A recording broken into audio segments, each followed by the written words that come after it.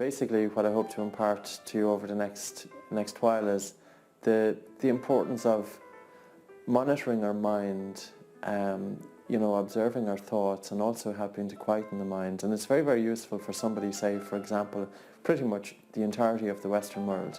We're all encapsulated in thinking, and we're constantly thinking. Thinking with regards to situations that absolutely have no applicability to what we're doing. In other words, we may be having our attention on something, but we're thinking about something else. And you could be lying in bed at night, you're wrapped up in a lovely warm duvet, and you're still running thoughts and stuff through your head. So we are living very much stuck in our heads and constantly jumping from one thought to another with little resolve in thinking.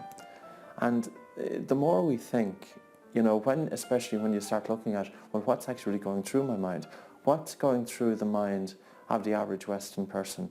Well, it's estimated we have about 50,000 thoughts a day, but it's also estimated about 90 to 95% of those thoughts are repetitive and useless. So literally we're draining ourselves of energy by constantly being wrapped up in our minds.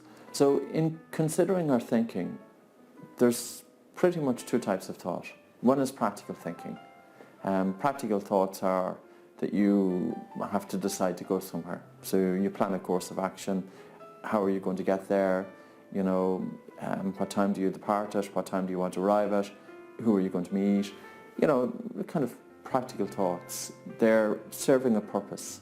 And then the other side of thinking is the repetitive, useless, and often negative and fruitless thinking that does nothing but drain us of energy.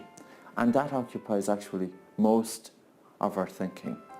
And that is the type of thought that we want to take back control of. By recognizing it, and by recognizing the effect and the influence that our thinking has on our state of mind, our state of health, and ultimately our quality of life. So the first step to becoming free of the mind is literally to observe the mind and to ask yourself from a moment-to-moment basis, whenever you remember it, just observe your thoughts. Don't analyze them. Don't be critical of yourself if you're thinking the same thing. At least now you're beginning to notice it. Notice your thoughts. Ask yourself the question, what effect are the thoughts having on me? Ask yourself the question, are these thoughts serving any purpose? Are they helpful in any way?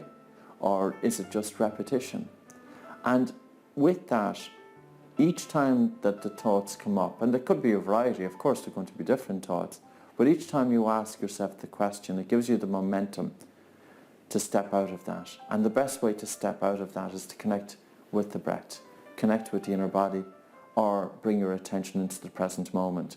Probably the best way to start off is by the breath and the inner body, because oftentimes when you bring your attention into the present moment, my own personal experience of it is that I did that after I had connected with the breath, that I used the breath to quieten the mind somewhat first. I used the inner body to quieten the mind somewhat first, and then I used bringing my attention into the present moment. And in time then you end up doing all three simultaneously. So you carry it into your way of life.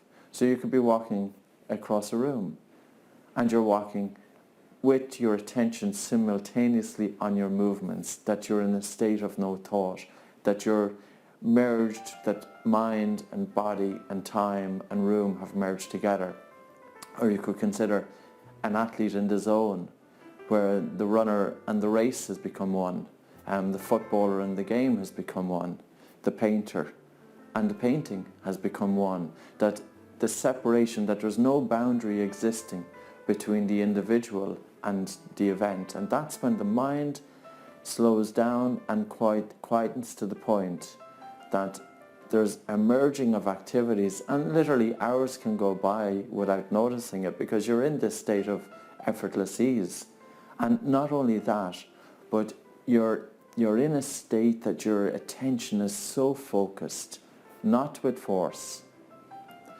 It's a gentle focus, it's utmost concentration, it's giving attention, 100% attention to the task at hand without continuous distractions. And it's a great place to be.